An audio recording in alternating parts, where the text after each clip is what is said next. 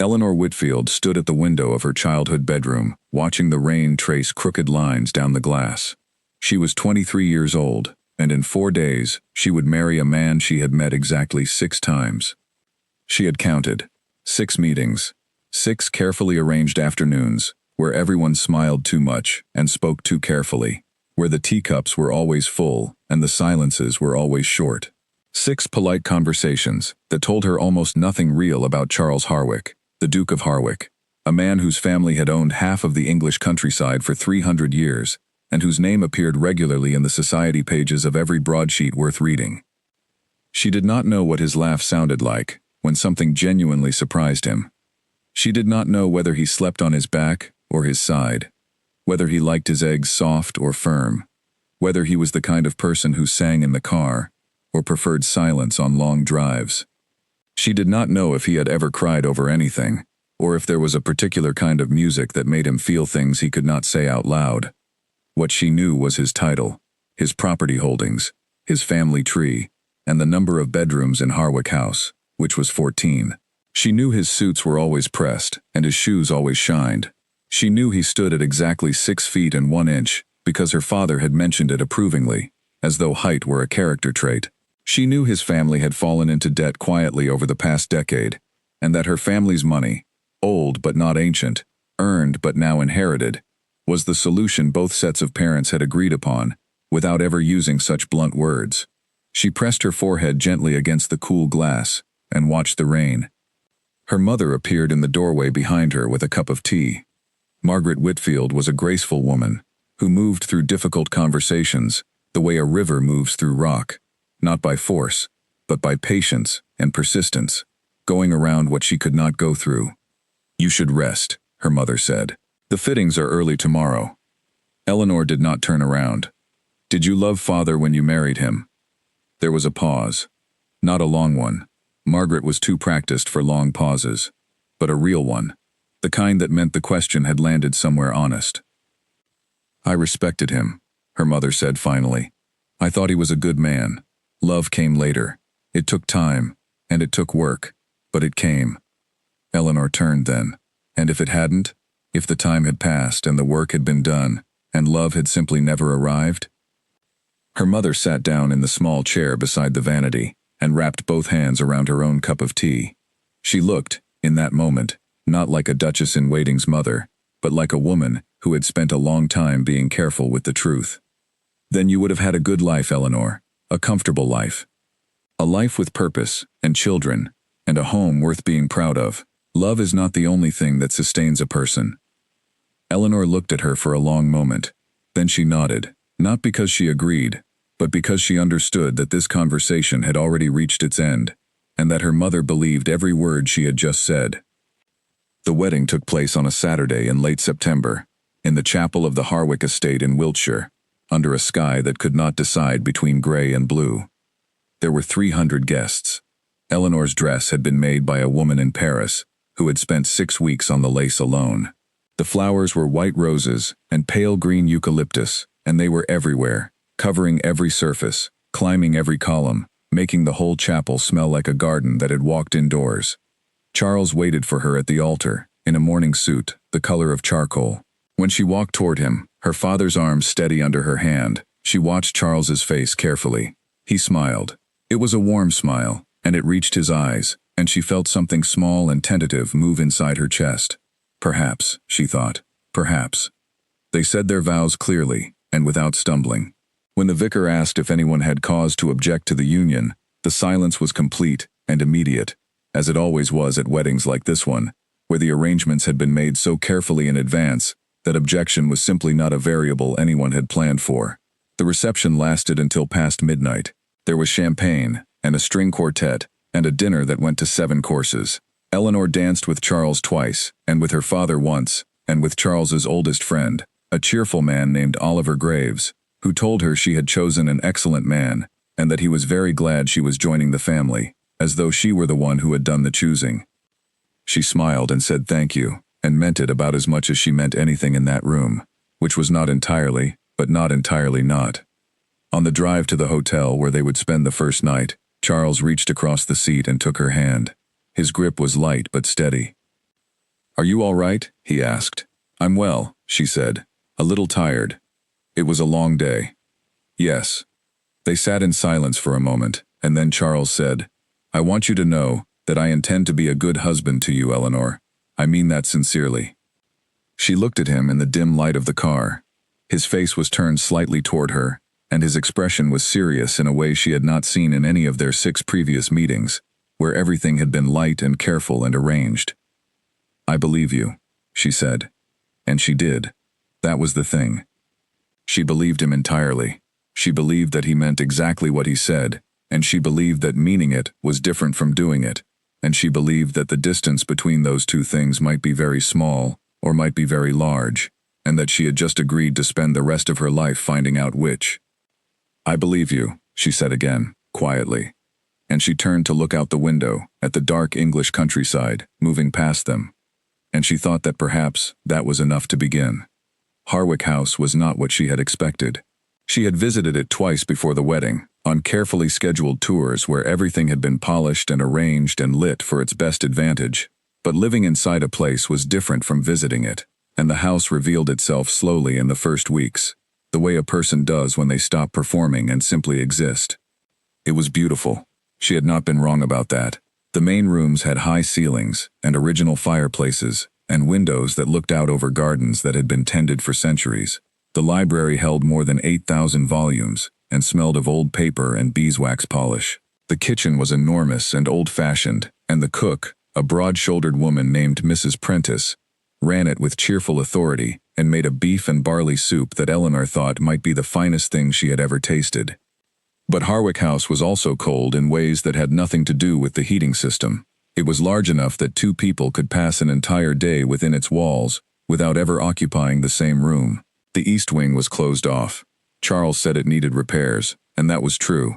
But Eleanor came to understand that it had been closed for years before the repairs were ever needed, that it had been shut up quietly while his parents' marriage was contracting, pulling inward toward 2 separate silences. She wondered sometimes if silence had a kind of gravity in that house, if it accumulated, year by year, in the walls. Charles worked long hours. He was managing the estate, dealing with tenants and property managers and solicitors, trying to untangle the financial complications that had developed quietly over the decade before their marriage. He was capable and organized, and he approached problems directly, which she admired. He came to dinner most evenings, and he was pleasant at dinner, and he asked her about her day, and she asked him about his, and the conversations were perfectly agreeable, and perfectly without depth. She began to build her own life inside the house. She reorganized the library, creating a system that actually made sense, rather than the historical chaos of shelves, where a book about the migratory patterns of Scottish birds might sit beside a collection of Italian poetry, and neither seemed to notice. She began corresponding with a woman named Dorothy Haynes, who ran a small charity in Salisbury that placed children from difficult situations into stable foster arrangements. Eleanor had done volunteer work before the marriage, and she did not intend to stop. She organized a fundraising dinner in November and raised nearly £4,000 in one evening, and the satisfaction she felt afterward was real and solid and entirely her own. Charles noticed. He told her he was proud of her, and his tone was warm and genuine, and she felt something move between them for a moment. Something that might, with time and patience, become the thing her mother had described. Not love yet, but the early, tentative shape of it. A warmth, a small shared understanding. On an evening in late November, a month into the marriage, they sat together in the smaller sitting room after dinner. The fire was going, and Charles had poured 2 glasses of wine, and there was no particular plan to the evening, no guests arriving, and no obligation to be anywhere. Eleanor was reading, and Charles was looking at some papers from his desk, and after an hour or so, he set the papers aside and looked at her over the rim of his glasses. "Tell me something I don't know about you," he said. She looked up. It was such an unexpected thing for him to say that she almost laughed. "Something you don't know." "Something real," he said. "Not what schools you attended or what charities you support. Something actual." She thought for a moment. "When I was 9 years old," she said, "I decided I wanted to be an architect. I spent an entire summer drawing floor plans for houses that could never be built, houses with rooms that had no ceilings, and staircases that went sideways. and gardens that were inside. He smiled. A real one. What changed your mind?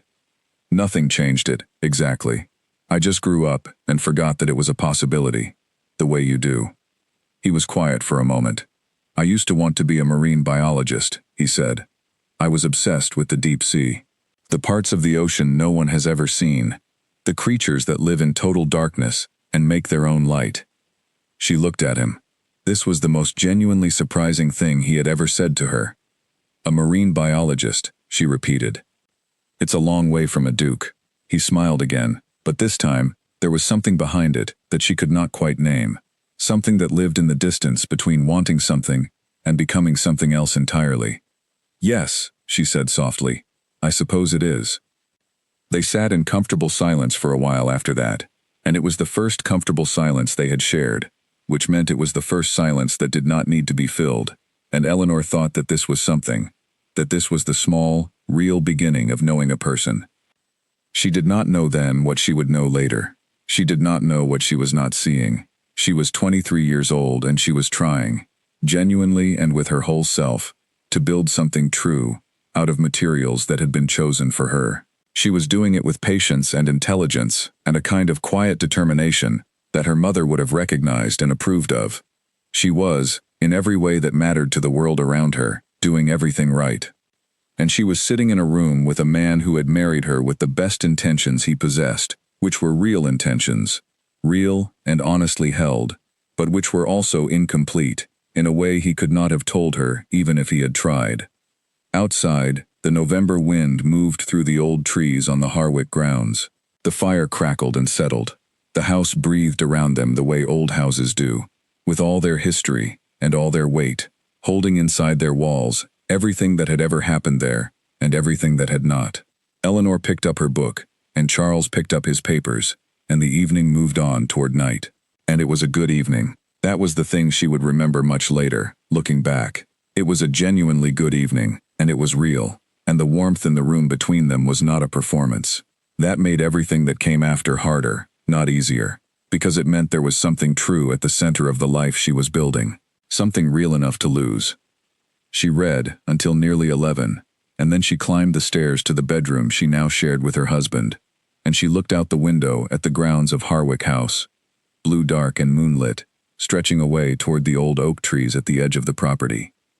She was not happy, not exactly, but she was not unhappy.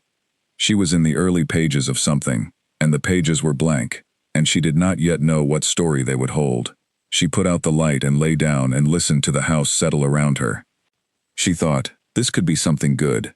With time and with trying, this could be something genuinely good. She was right about that. She just did not know all the ways she was also wrong. The second year of the marriage was different from the first, in a way Eleanor could feel, but could not yet name.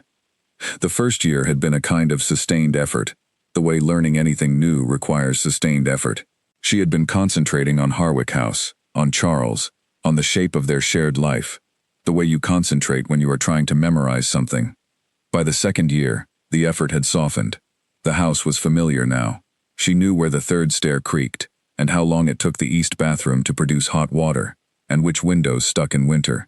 She knew that Mrs. Prentice left a pot of porridge on the stove on cold mornings, and that the groundskeeper, a quiet man named Arthur Webb, was the only person on the estate who could coax the old rose garden back into bloom each spring.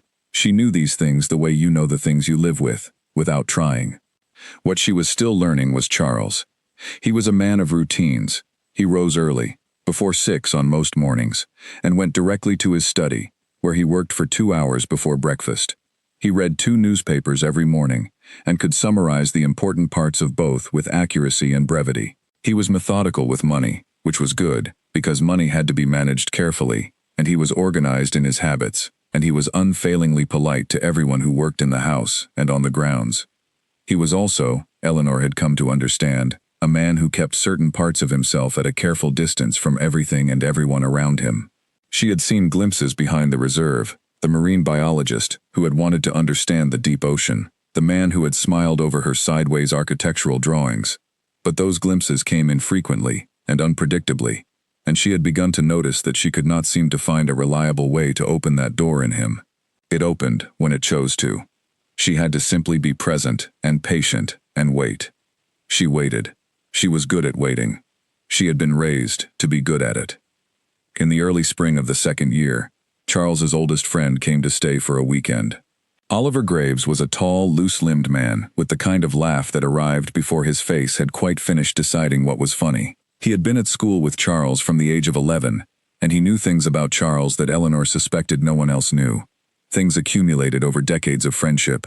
He was easy company and genuinely warm toward Eleanor, not in the performed way that some of Charles's friends were warm toward her, but in a way that felt real.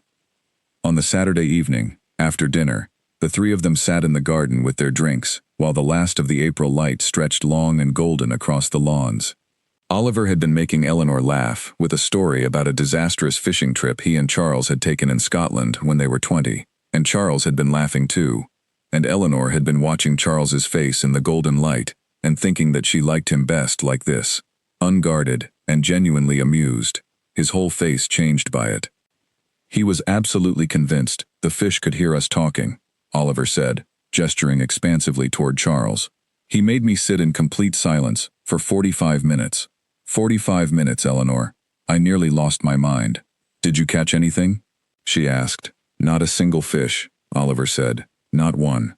We drove 6 hours and sat in freezing silence and came home with nothing. The point was not the fish, Charles said, with the quiet dignity of a man defending a principle he knows will not be understood. The point was absolutely the fish, Oliver said. It is always the fish when you go fishing. Eleanor laughed, and Charles looked at her when she laughed, and for a moment his expression was entirely open, entirely unguarded, and she thought, yes, there you are. There is the actual person. I knew you were in there somewhere. Later that evening, after Charles had gone inside to take a phone call, Oliver sat beside Eleanor with his drink and said, more quietly than usual, he is happier, you know, since the wedding. She looked at him. Do you think so? I do. He is easier in himself. Less. Oliver searched for the word. Less braced. You've done something good for him, I think. Eleanor was quiet for a moment. I'm glad, she said, and meant it. He is not always easy to know, Oliver said. It was not quite an apology, and not quite a warning, and not quite an explanation. It was simply a true thing, said carefully by someone who had spent 30 years knowing the man in question. But he is worth knowing. I believe that absolutely. I believe it too, she said, and she did. The phone call that had taken Charles inside lasted a long time. He rejoined them in the garden just as the light was finally giving up entirely, and he seemed the same as before, pleasant, present, at ease. But Eleanor had been watching him long enough to notice when something had shifted slightly behind his eyes.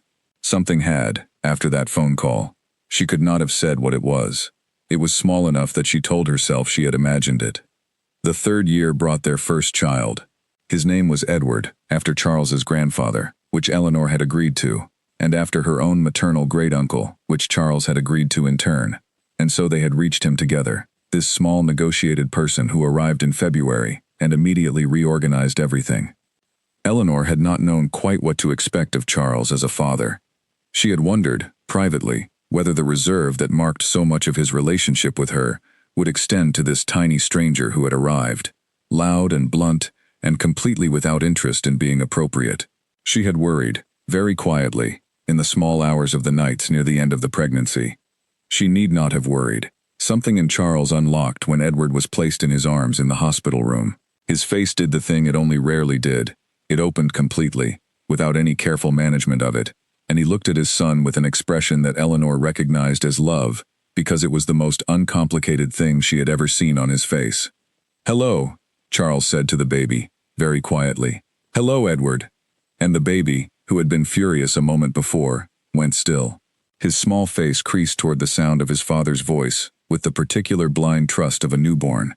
And Charles made a sound that Eleanor could only describe as something between a laugh and a breath, as though the universe had just done something so unexpected and so large that his body did not quite know how to process it. She watched them and thought, this is a good man. Whatever else he is, whatever complications exist behind that careful reserve of his, he is a good man. She held on to that thought.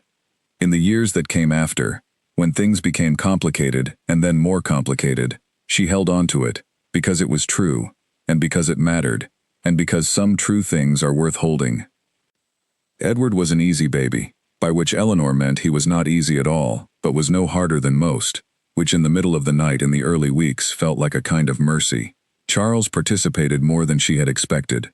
He had not been raised to be a hands-on father. His own father had been a distant, formal man who had treated his children like small guests who would eventually grow into conversation partners. But Charles seemed to have made some private decision to be different, and he honored that decision consistently. He got up for the 2 o'clock feeding when Eleanor was too exhausted to move. He learned to identify the different kinds of crying: the hungry cry, the uncomfortable cry, the cry that meant nothing in particular, except that the world was confusing and loud. He walked up and down the length of the library at 3 in the morning while Eleanor slept, holding Edward against his shoulder and talking to him in a low, steady voice, telling him about marine biology and the creatures of the deep ocean, the ones who made their own light in the dark. Eleanor came downstairs one night and stood in the doorway of the library and listened without making herself known.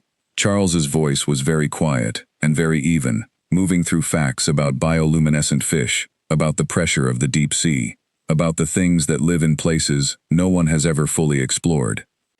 She stood in the doorway and listened, and felt something in her chest that was warm and real and complicated, the way feelings become complicated when they develop over time, accumulating layers and context and small remembered moments until they are more than any single thing. She went back upstairs without saying anything. She did not want to interrupt. By the 4th year she had fallen into something that was not exactly the love her mother had described, that warm and growing certainty, that settled thing, but was something adjacent to it and moving in its direction. She cared deeply for Charles. She admired his competence and his patience with Edward and his quiet management of a large and complicated property. She was glad to come home to him at the end of a day. She was glad, most days, of her life. The charity work had expanded. She was now on the board of Dorothy Haynes's organization, and she had helped to open 2 new foster placement programs in the region, and the work was meaningful enough to sustain her through the gaps and the quiet stretches. She had her own place in the community, her own identity separate from the title that had come with the marriage, and she had built it herself, with work and care. She thought, in the 4th year, that she had made a good life, that the materials she had been given, a husband, a house, a title, a community, had been shaped into something real and worth having. The thought was not wrong, it was just incomplete. The way a room seems perfectly comfortable until you discover there is a door in it that has always been locked. She did not try the door in the 4th year. She did not even look for it. She was too busy being happy, or close enough to happy, that the difference seemed small and unimportant, the way differences always seem small and unimportant when you are not yet looking for them. The weekends that Charles spent in London had begun in the 3rd year, first monthly, then more frequently. He had business there, meetings, solicitors, the estate agents who managed the London properties. She did not question this because it was entirely reasonable, and because she had enough of her own life in Wiltshire that a weekend alone with Edward and Mrs. Prentice and the wide green grounds of Harwick House was not an unhappy thing. She liked the weekends, actually. She could read until midnight without considering anyone else's schedule. She could take Edward on long, unplanned walks through the grounds, and stop wherever she liked, and stay as long as he wanted, to look at beetles or puddles, or the particular way afternoon light moved through the old oak canopy at the far edge of the property. She could have Dorothy Haynes to dinner, and they could talk work without worrying about boring anyone. The London weekends were not a red flag to her because she was not looking for red flags. She was looking at her life and finding it good, and she had no reason to look more carefully than that. She had no reason at all. But there was, in the 5th year, one small thing that arrived and sat at the edge of her awareness without quite entering it. A name. Not spoken aloud, not by Charles, not yet, but written in an address book she came across while helping Charles sort through a box of old correspondence from the London flat, a book that was neither organized nor disorganized, just an accumulation of phone numbers and addresses from across 2 decades of his adult life. Most of the names she recognized. Friends, business contacts, family connections. But there was one, a first name only, no surname, no address, just a mobile number, that had been written and then crossed out, and then written again, in ink rather than pencil. A name that was neither obviously female nor obviously male. A name she did not recognize from any conversation, or gathering, or mention. She noticed it the way you notice a small thing out of place in a familiar room. She filed it. She did not reach for it. She closed the address book and put it back in the box, and went on with the afternoon.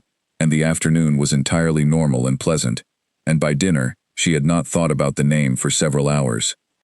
But it was there.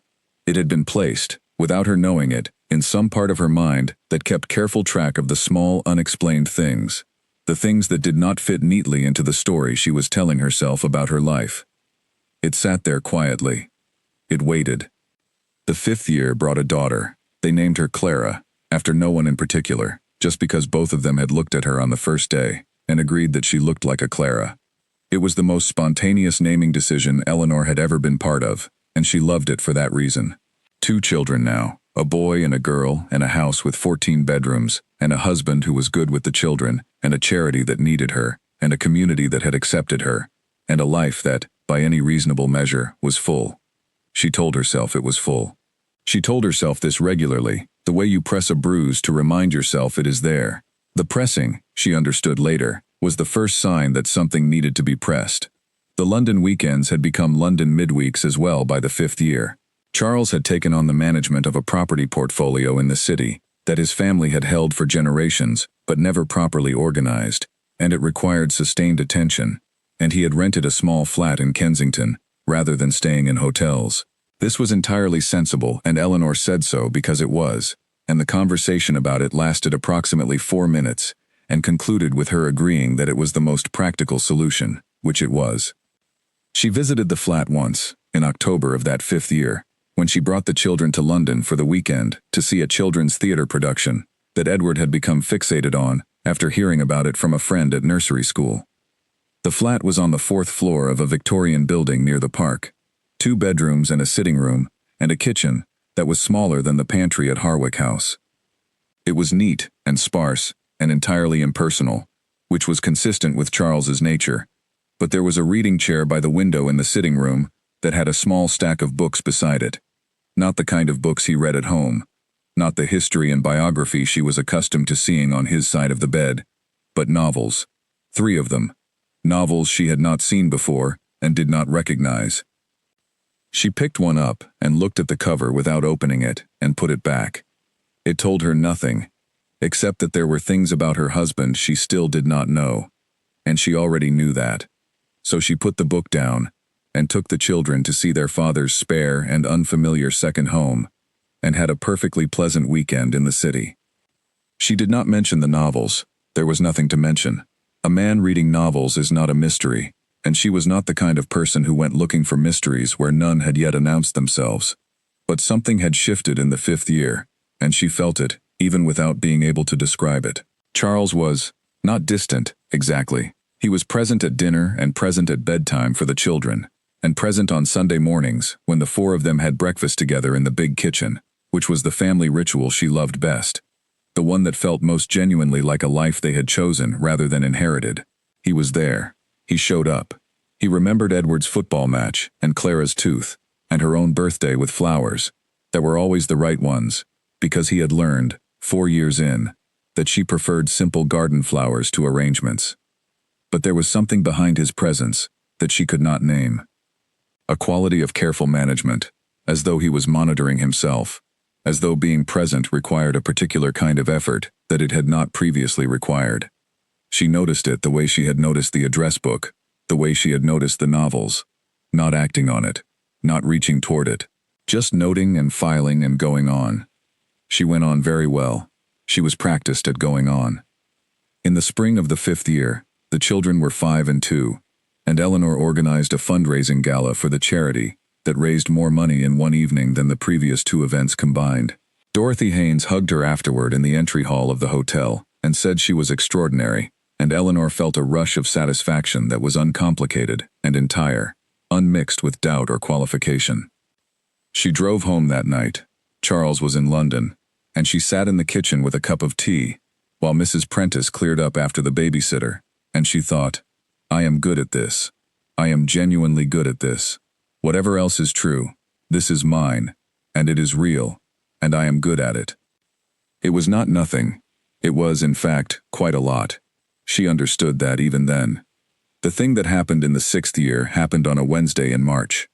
Eleanor was in the garden with Clara, who was 3, and had recently become obsessed with digging. Not planting, just digging. She would take a small trowel and go at the border beds with complete seriousness, creating holes of no particular depth and no particular purpose. And Eleanor had learned to simply let her, because there were things about 3-year-olds that could not be redirected, and had simply to be survived. She was sitting on the bench by the rose bed, watching Clara dig, when her phone rang. It was Oliver Graves. She was glad to hear from him. Oliver rang occasionally, cheerfully, for no particular reason, other than that he liked people, and saw no reason to wait for occasions to speak to them. He asked after the children, and she told him about Clara's current preoccupation with the garden, and he laughed his arriving early laugh, and asked whether Charles was home. "He's in London," she said. "He'll be back Thursday." There was a pause. It was a short pause. Oliver was too practiced to let pauses run long. "Right," he said. "Of course." She almost let it go. She nearly did. But there was something in that brief pause, something careful, something measured, in a way that was unlike Oliver's usual openness. And she found herself saying, without quite intending to, "Did you need him for something specific?" "No," Oliver said, a touch too quickly. "Nothing that won't keep. I'll ring him on his mobile." "Is everything all right?" "Perfectly fine," Oliver said. "How is Edward getting on at the new school?" She followed him into the subject change, because she was good at following subject changes, and because Clara had just managed a particularly impressive hole and was regarding it with scientific satisfaction. They talked about Edward's school for several minutes, and then Oliver said he had to go and rang off with his usual warmth. She sat on the bench for a long moment after the call ended. The pause. She kept returning to it. Oliver was one of the most natural conversationalists she had ever met. He did not pause over small things. He did not weigh his words in casual conversations about nothing. The pause had been weighted, and it had arrived specifically after she said Charles was in London. She looked at Clara's hole in the garden bed. Then she put the phone away and went inside to make lunch, and she did not think about it again for the rest of the afternoon, because there was nothing to think about, nothing concrete, nothing she could hold in her hands and examine. But she did not forget it either. She never forgot the things she filed. In the 7th year of the marriage, Eleanor found herself noticing the phone calls, not obsessively. She did not become the sort of person who tracked a husband's movements with anxious precision. She was too self-aware for that, and too proud and too busy. But she noticed, because she had always been a noticing person, that certain calls caused Charles to excuse himself from the room. Not all calls. Most calls he took where he was, at the dinner table, or in the sitting room, or in the garden. But certain ones, perhaps once a fortnight, perhaps slightly more, drew him up and out of wherever he was, and into the hallway or the study, with the door closed. She noticed this in the way you notice a recurring thing when you have given yourself permission to notice. Not chasing it, just watching it arrive and depart, and arrive again. She said nothing. Their marriage in the 7th year was still a marriage in most of the ways that mattered. They spent evenings together several nights a week. They talked, and the conversations were not always deep, but were almost always pleasant, and sometimes they were genuinely good. They disagreed occasionally and managed disagreements without drama, which she had come to regard as a genuine skill, not a small one. They went on a family holiday to the south of France in August. The 4 of them and the children were old enough to appreciate the sea, and Charles hired a boat for a day, and they went out on the water together, and the whole day was simple and good and full of small pleasures that were entirely real. She took photographs of Charles with the children on the boat. He was sunburned and laughing at something Edward had said, his hand on Edward's shoulder, Clara on his other side with her feet dangling over the edge of the hull. She looked at the photographs that evening and thought, this is a good life. This man is a good father. She thought those two things, and held them carefully, the way you hold things you know are true but feel fragile. The things she could not have articulated then, could only articulate much later when she had the distance and the language for it, was that the life she was examining so carefully was real. That was the part that made it so complicated. The holidays were real. Charles's love for the children was real. His competence, and his basic decency, and his genuine intention to be a good husband were all real. None of it was performance. None of it was constructed to deceive her. It was simply incomplete. There was a part of him, a significant, central, essential part of him, that existed entirely outside of the life they shared, and had always existed outside of it, and her access to that part was not a matter of effort, or time, or patience. She did not know this yet. She knew only the things she had noticed and filed, the accumulating small incompleteness of a marriage she had believed was going well. She believed it was going well. That belief was not foolish. It was based on real evidence, and real experience, and real feeling. It was simply based on incomplete information. The incomplete part waited, as incomplete things do, for the moment when it would become undeniable. She was not there yet, but she was getting closer without knowing she was moving at all. And that is sometimes how the most significant journeys begin, not with a choice to travel, but with the ground moving beneath you while you stand perfectly still, convinced you are staying exactly where you are. She stood perfectly still for 2 more years. She built her life with care and competence. She loved her children with everything she had. She was good to Charles, and good to the people around her, and good at the work she had chosen for herself, and good, in her own quiet way, at the business of being a person in the world. And all of that was true, and all of that was hers, and none of it could be taken from her later. She understood that eventually, that the years were not lost years, that living honestly inside an incomplete truth is still living, and the things built there are still real. But she was not thinking any of that on the evening of the 7th year, when she sat with a glass of wine, in the quiet sitting room, after the children were in bed, and Charles was in London for the week. She was thinking that the house was very quiet. She was thinking that she was very good at quiet. She was thinking, for the first time in a way she could not immediately redirect, that there were 2 kinds of quiet, the kind that comes from peace and the kind that comes from absence, and that she had been confusing them, perhaps for longer than she knew. She finished her wine and turned off the light and went upstairs. Outside, the Wiltshire night was cold and clear, and the old oak trees on the edge of the grounds stood very still against the sky, and the house breathed around her the way it always had, with its centuries of weight, holding its secrets the way old houses do. Holding them steadily, without effort, the way things do when they have been held for a very long time.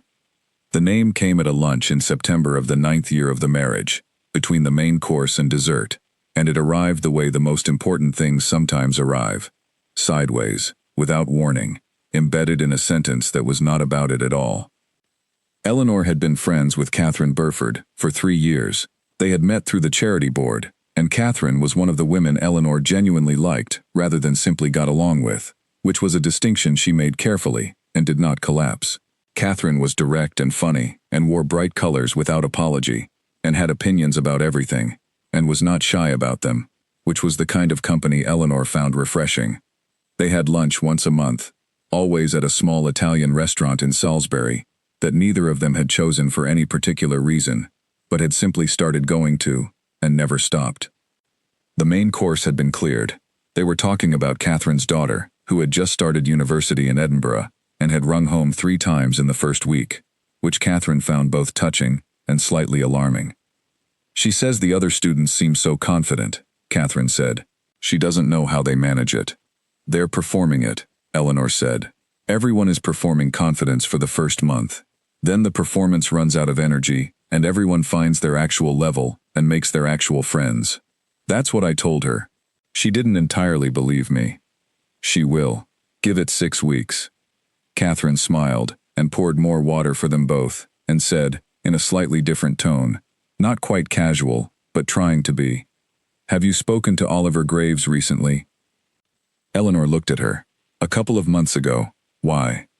And then Catherine said the name.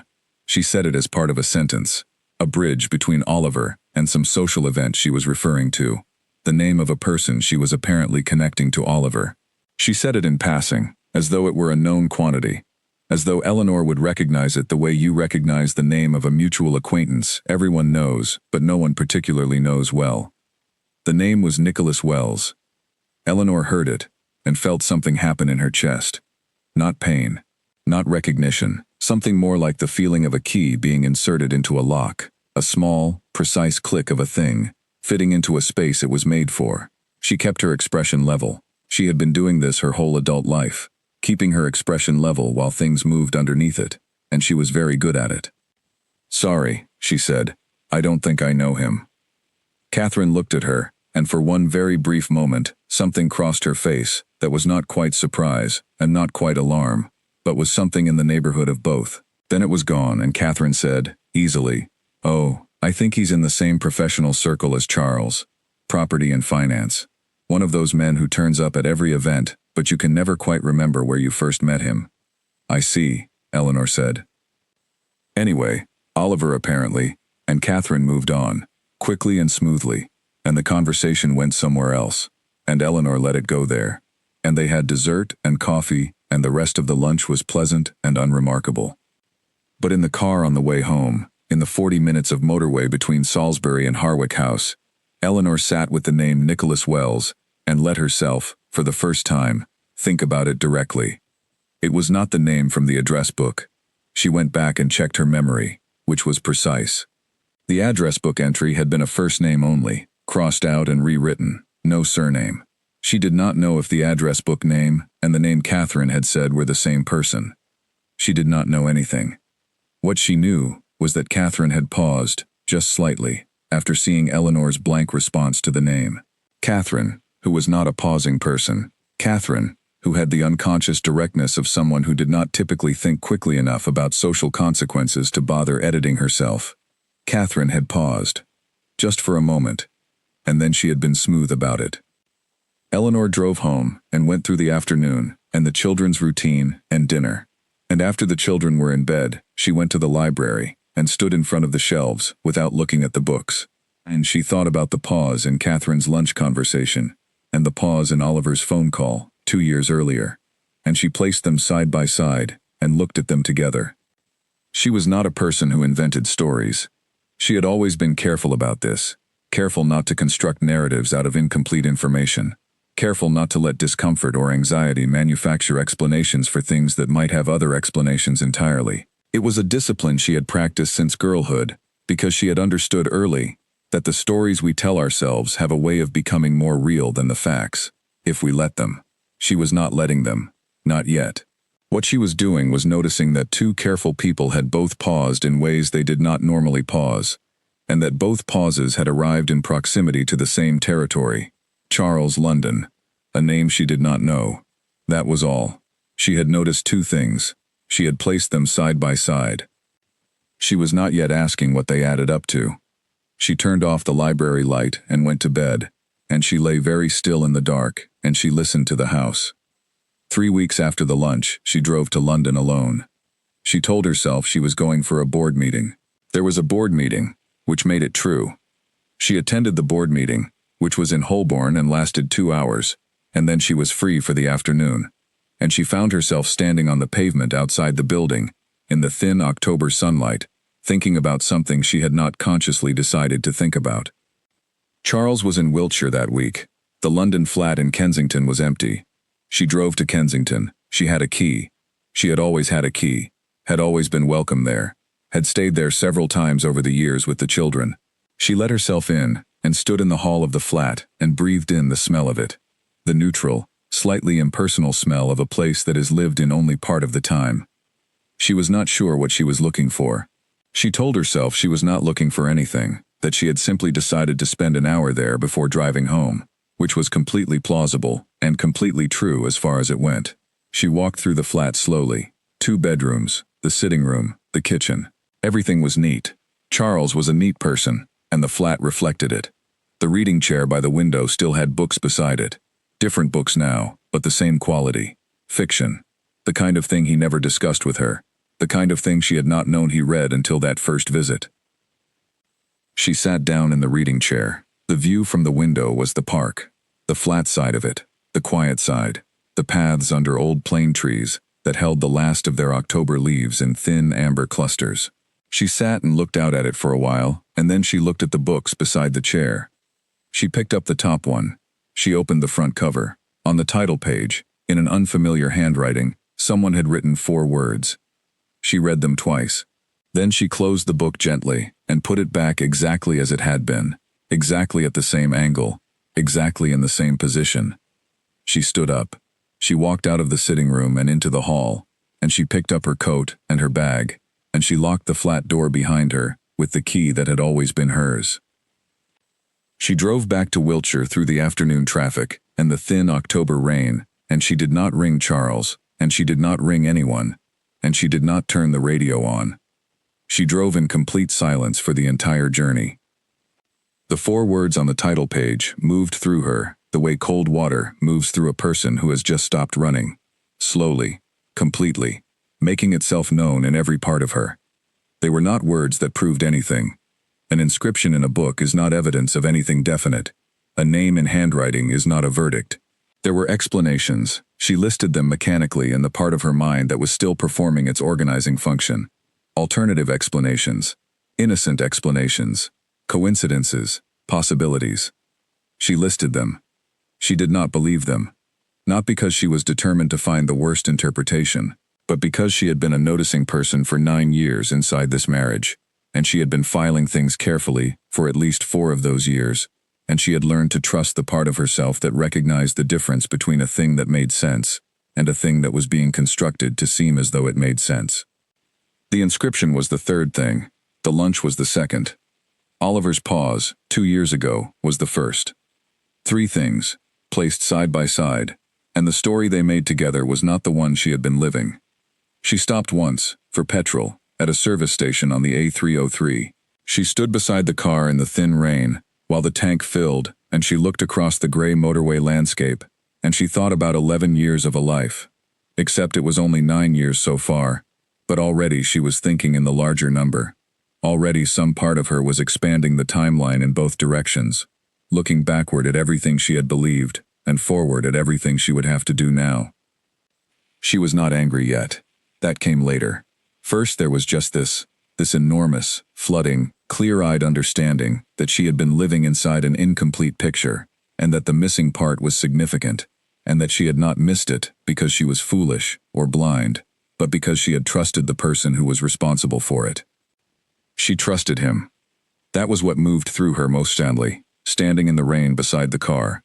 Not rage, not grief, not yet.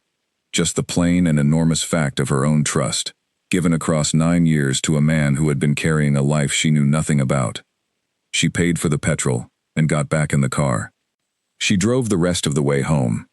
The children were in bed when she arrived.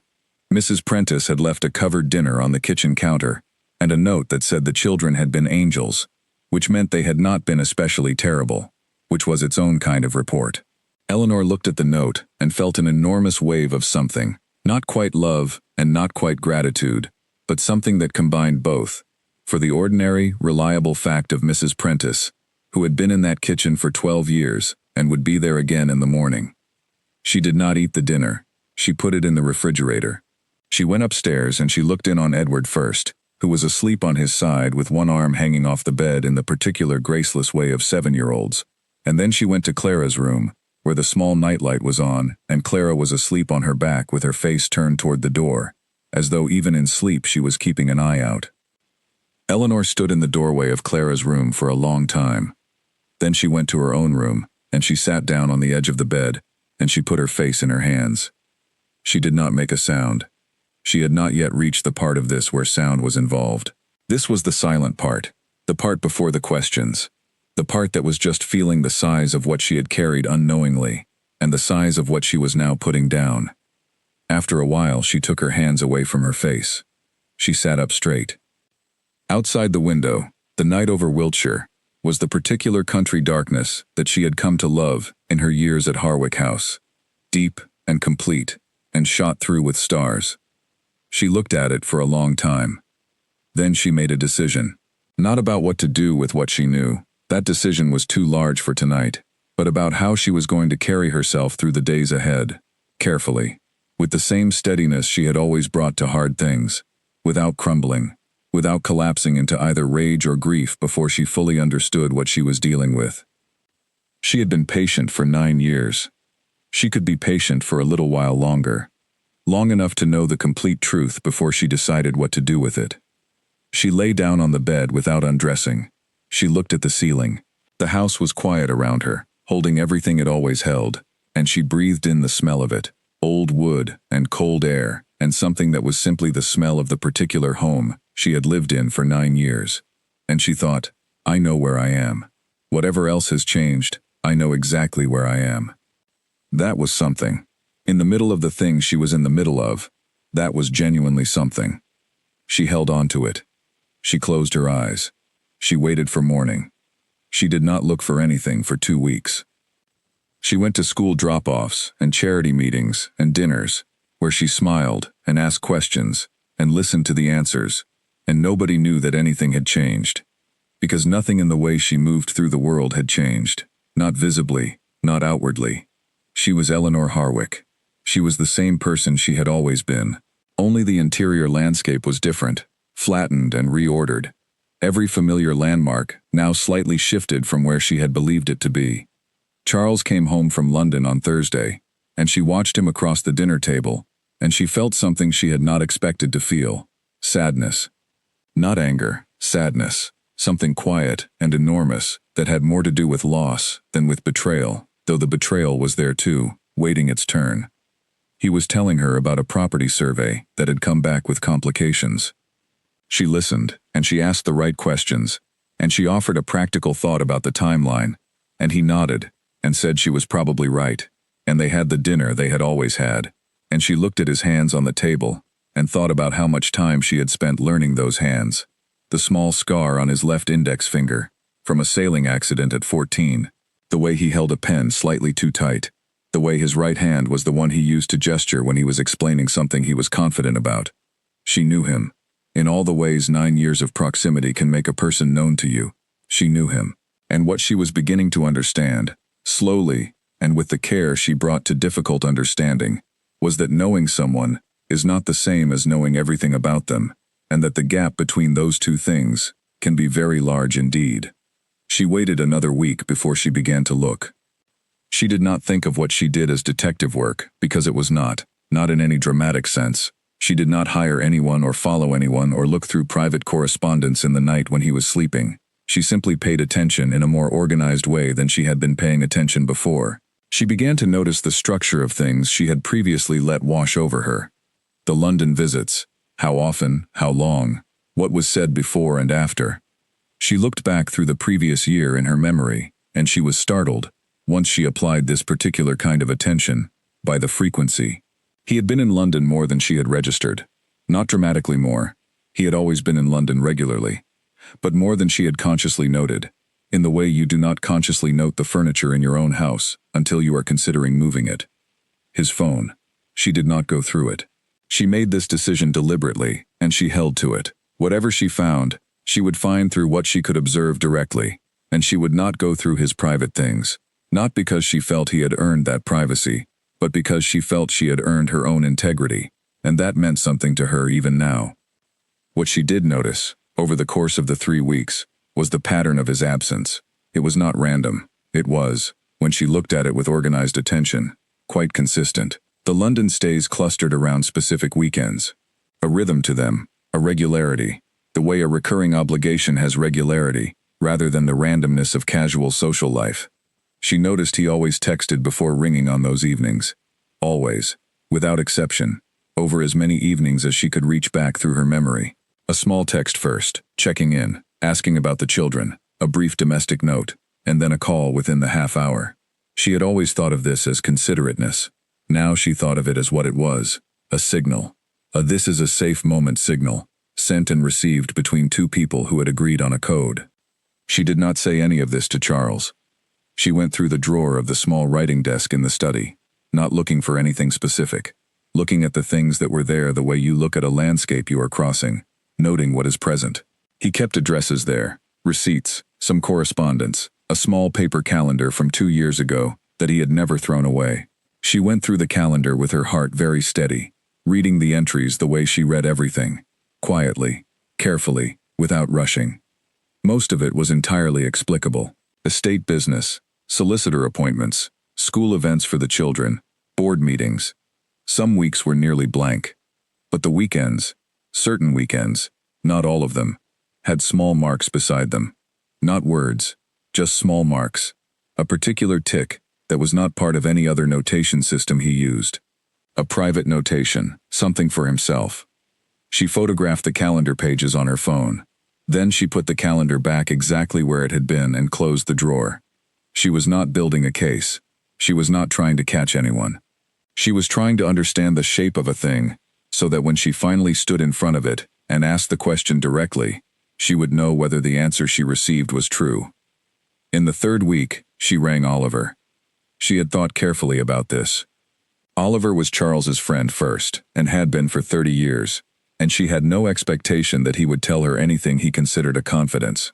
What she expected was that he would tell her, without meaning to, through the quality of his response, whether she was in the right territory. She rang him in the afternoon on a Tuesday, when she knew, from past experience, that he would be in his office and available. He answered on the second ring, warmly, as he always did.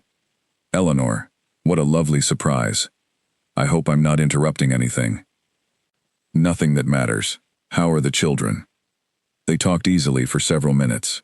She let the conversation find its own shape, asked about his family, listened to a story about his youngest son's unlikely enthusiasm for competitive chess. She was good at this, at letting conversations travel at their own pace until they arrived somewhere useful. Then she said, quietly, "Oliver, I want to ask you something directly, and I want you to know that whatever you say or don't say, I understand the position you're in." A pause, a different quality of pause from his usual ones. This one was almost sad. "Eleanor, I'm not asking you to tell me anything that would feel like betrayal," she said. "I'm asking you something simpler. I just need to know if I'm wrong. If I have misread things completely, and I'm building a story out of nothing. If that's the case, I would genuinely like to know, because it would spare me a great deal." Silence for a moment. Then Oliver said, very quietly, "You are not wrong, Eleanor." She absorbed this. 4 words, so carefully chosen that they confirmed the fact while revealing nothing specific, giving her only what she had asked for. "Thank you," she said. "I'm sorry," he said. "I am genuinely sorry." "I know you are." There was a long pause on the line. "He is a good man," Oliver said finally. "I want you to know that I believe that, sincerely. This is not a simple situation."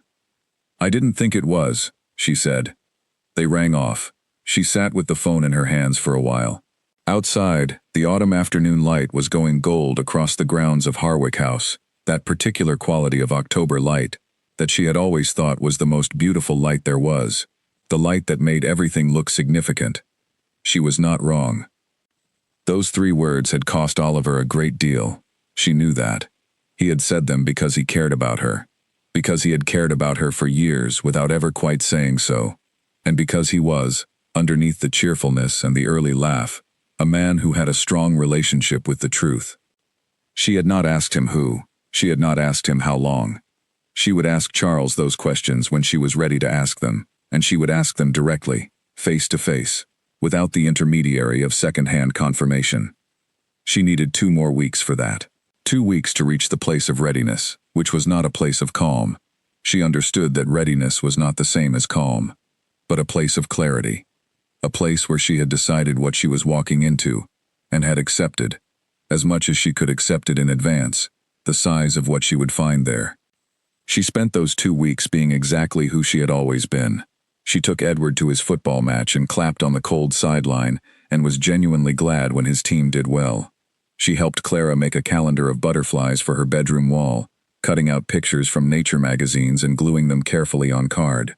She attended a board meeting and chaired the discussion about expanding the placement program into 2 new counties, and felt the usual satisfaction of work done well, in service of something that mattered. She cooked dinner for Charles on 3 evenings, and they ate together, and talked about the children, and about a book he had read, and about a dinner party they had been invited to in November. She watched him talk, and she thought about the life he had built inside their life, the other life, the one she now knew existed, and she tried to understand it, not to judge it before she understood it, because she had always believed that judging without understanding was a kind of laziness she did not want to practice, even now, even in this. She could not understand it from the outside. She could only watch him across the dinner table and know that she did not know the complete person she was looking at, and that she would have to ask him to show her. She arranged it for a Tuesday. She chose a Tuesday because it was not the beginning of the week, and not the end. Not a day that carried any particular weight or occasion. Just a Tuesday. Ordinary. Unremarkable. The kind of day on which real things happened in real lives. The children were both in school. Mrs. Prentice was out until 4. The house was quiet, in the way it was sometimes quiet in the daytime. A working quiet, domestic and calm. Charles was in his study. She walked to the study door, and knocked once, and opened it, without waiting for an answer, which was unusual. She always waited, and he looked up from his desk with mild surprise. "Could you come to the sitting room?" she said. "There's something I need to talk to you about." She had been rehearsing this sentence for 2 weeks. Just this one sentence. Just getting the tone right. Not accusatory, not trembling, not cold. Simply the sentence of a person who needed a conversation to happen. He read something in her face. She watched him read it. Watched the change behind his eyes. The slight shift of his expression. Something that was not quite alarm but was next door to it. "Of course," he said. He closed the papers on his desk without marking his place, which was unlike him, and he followed her to the sitting room. They sat across from each other, the 2 low chairs by the window, the ones they had always used for conversations that needed to be had sitting down. The October garden was visible through the glass behind him, the lawns going amber, the rose beds preparing for winter. She looked at him for a moment without speaking. He held the look, and she could see the effort of it, the particular composure of a person who has been waiting, perhaps for years, for this moment to arrive. She said his name, then she said, "I need you to tell me about Nicholas Wells." The name landed. She watched it land on him, the way something falls when it falls from a height, not slowly, all at once. He did not deny it. He did not perform confusion or deflection, or ask how she knew. He sat with the name for a long moment, and then he put his hands on his knees, and he looked out the window at the October garden. And Eleanor sat across from him, and waited with the patience she had always had, and the steadiness she had built out of 9 years of this marriage, and she waited for him to find the words, because even now, even in this, she was prepared to give him the time he needed, to tell her what she deserved to know. She waited, and he began. He began with the year before they were married. This was the first thing that hit her, not what he said but when it started, before. She had been constructing timelines in her mind for weeks, imagining the other life beginning somewhere inside their marriage, at some point after the wedding when things had gone wrong or something had shifted. She had not imagined before. She had not prepared for before. Charles's voice was very steady. She registered this, the steadiness, because she understood what it cost him.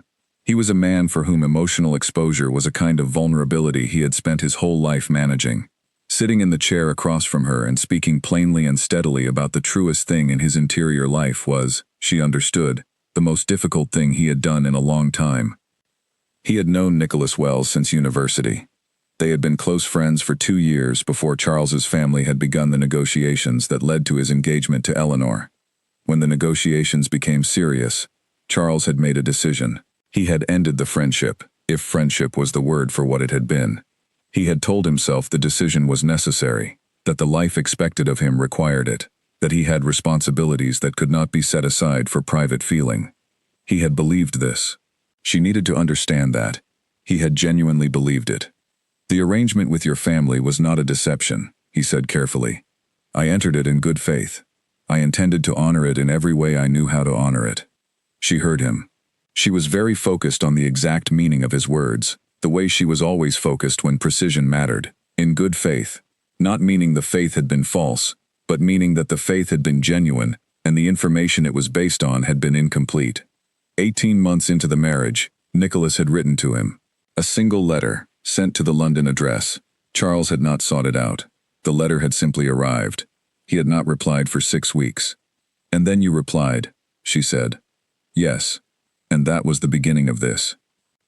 It was the continuation of something that had not ended the way I told myself it had ended." She looked at him. He was looking at the garden. His hands were very still on his knees. "How long?" she said. He told her. She absorbed the number. It was not the number she had been preparing for. She had given herself a smaller number, a more manageable number, something that would fit inside the story she had been telling herself. about a marriage that had been good for a long time and then had developed a separate current. The number he gave her was larger than that, larger than she had been ready for, and it restructured everything she had been holding. She sat quietly for a moment. "Did you love me?" she said. "At any point in this marriage, did you love me?" He turned from the window and looked at her directly, and his expression was the most unguarded thing she had ever seen on his face. More unguarded than his face in the hospital when Edward was born. More open than anything she had seen in 9 years of watching this man. "I care for you deeply," he said. "I have respected and admired you from the beginning. I have been grateful for you. The life we have built together is real to me. Eleanor and the children are everything to me. And the home we have made is—" He stopped. He gathered himself. "What I feel for you is real. It is not what you deserve. It is not the complete thing. But it is real." She heard the careful precision of this, and she understood it. And in some way that she could not fully process yet, she respected it. He was not saying, "I love you." He was not performing love to soften what he was telling her. He was being precise. He was giving her the exact truth, stated carefully, without inflation. She had asked for the truth. He was giving it to her. "My heart," he said, and his voice was quiet and very still, "belongs to someone else. It has belonged to someone else for a very long time. I know what that costs you to hear. I know what it means about this marriage and about everything you have given to it. I am not able to tell you how deeply I regret the way this has unfolded." She looked at him. She thought about the day they had married, the September chapel, the white roses, the warmth of his smile at the altar. She thought about the night in the sitting room when he had told her about marine biology and the creatures of the deep sea, the ones that made their own light in the dark. She thought about Edward in the hospital, Charles's face, the sound he had made. She thought about the French holiday and the boat and the photograph she had taken of him with the children. All real, all of it real. And all of it existing alongside something she had not been told about, had not been given the choice to know about, had not been given the choice to do anything about. She sat with this for a long moment. "You could have told me," she said finally, when the letter came. "When you decided to reply, at any point in the last 7 years, you could have told me." "Yes," he said, "I could have. Why didn't you?" He was quiet. She watched him search for the honest answer, which was harder than the convenient one, and she waited. "Because I was afraid of what telling you would cost," he said. "The children, the home, your—" He stopped. "I told myself it was protecting you. I understand now that it was also protecting myself." She nodded slowly. This answer she had been preparing for. This answer was the one she had rehearsed herself for in the weeks of her own quiet investigation. The one she had come to understand was the only true one. That the silence was not only about shielding her. That silence very rarely is. She was not going to collapse into the emotion of this. Not here, not now, not in this room with him. The emotion was there, vast and complicated, grief and anger, and something that might have been loss, and something that might have been, beneath it all, a strange and painful relief. But she had made a decision about how she was going to carry herself through this conversation, and she held to it. "I need you to understand something," she said. "Everything I built in this marriage, the home I made, the children I raised, the work I did, the person I became inside this life, none of that was wasted because you have told me this. I built real things, and they are still real, and they are mine. I need you to understand that before we talk about what happens now." He looked at her. Something moved across his face that she could not categorize. "I understand that," he said. "I have always understood that you were extraordinary. I am not interested in being called extraordinary right now," she said, and her voice was very even. "I am interested in clarity." "Yes," he said, "of course." They sat across from each other in the sitting room of the home they had shared for 9 years, while the October garden went slowly golden behind the glass, and Eleanor asked her questions, and Charles answered them, and the answers were what they were. Some of them hard, and some of them harder, and all of them true, she believed, or as true as a person could be, about the things they had kept hidden for a very long time. She asked about Nicholas Wells, what he did, where he lived, what the shape of that life was, not because she needed to know these things in order to make decisions, but because she had spent 9 years managing gaps in her knowledge and she was done with gaps.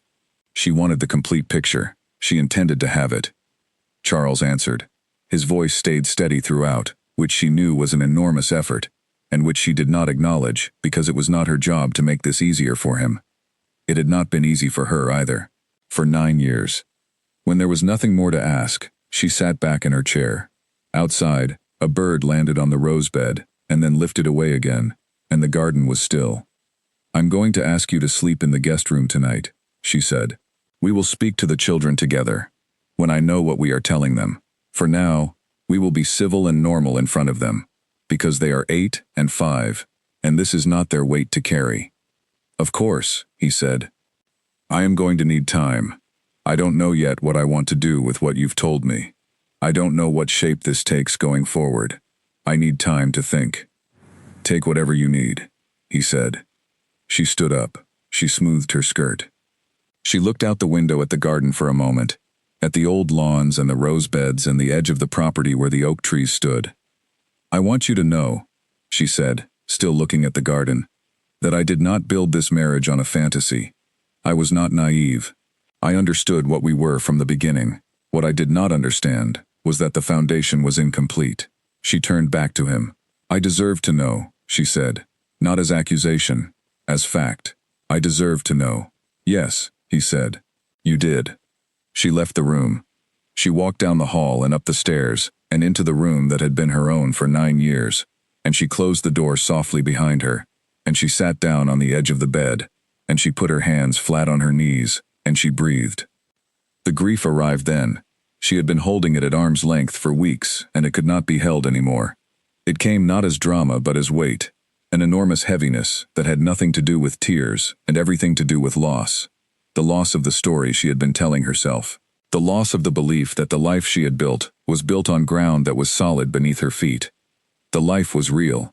She had said that to him, and she meant it, and she knew it was true.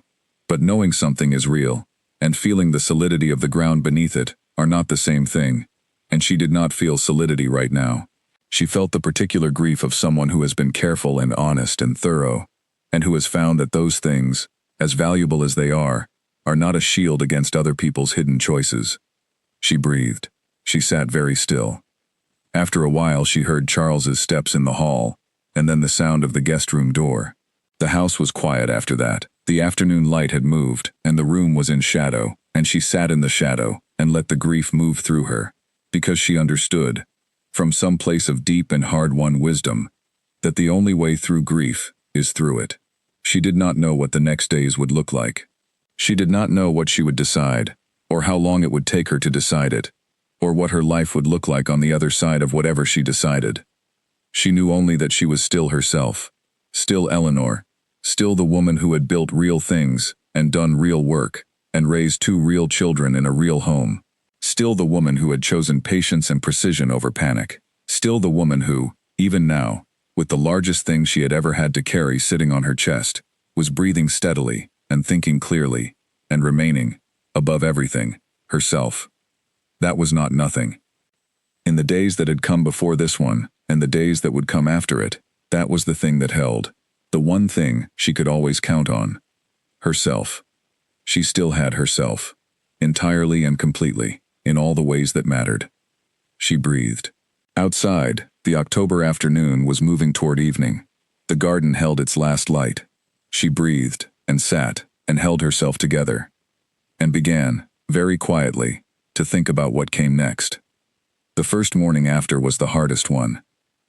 She woke at 5:43, which was not unusual. She had always been an early waker, and for approximately 4 seconds, she lay in the gray pre-dawn light, in the ordinary way of morning, thoughts still loose and unfocused, the day not yet assembled. Then it assembled, all at once, the way bad things assemble when you wake from a night's sleep that has given them nowhere to go. She got up. She did not lie there with it. She went downstairs without turning on any lights, and she made tea in the dark kitchen, moving through the space by memory, and she stood at the kitchen window with the cup in her hands, and looked out at the Wiltshire dark. The grounds were invisible but present, the shapes of the trees suggested rather than seen. The oak canopy at the edge of the property was a denser darkness against the sky. She drank the tea. She let herself feel what she felt, which was grief, and also something that she had not yet named, something that was moving underneath the grief, like current beneath still water. She stood at the window, and she breathed, and she did not collapse, and she did not perform any version of herself for the dark, empty kitchen and the invisible grounds. At 7, she went upstairs and woke the children. Edward was impossible to wake, as always, which required 3 separate attempts and eventually the drawing back of curtains, which he received with theatrical suffering. Clara was already sitting up in bed, drawing a butterfly in the notebook she kept on her nightstand, which was not unusual. She had been doing this since she learned to hold a pencil, waking up and drawing before the day had a chance to begin. Eleanor sat on the edge of Clara's bed and looked at the butterfly. It had very large wings and a very small body and an expression of mild surprise, which was not anatomically possible, but was entirely typical of Clara's drawings. "It looks happy," Eleanor said. "It's surprised," Clara said, with the authority of the artist. "That is a surprised face. What has surprised it?" Clara thought about this. "It didn't know it could fly that high," she said. Eleanor looked at the drawing for a moment.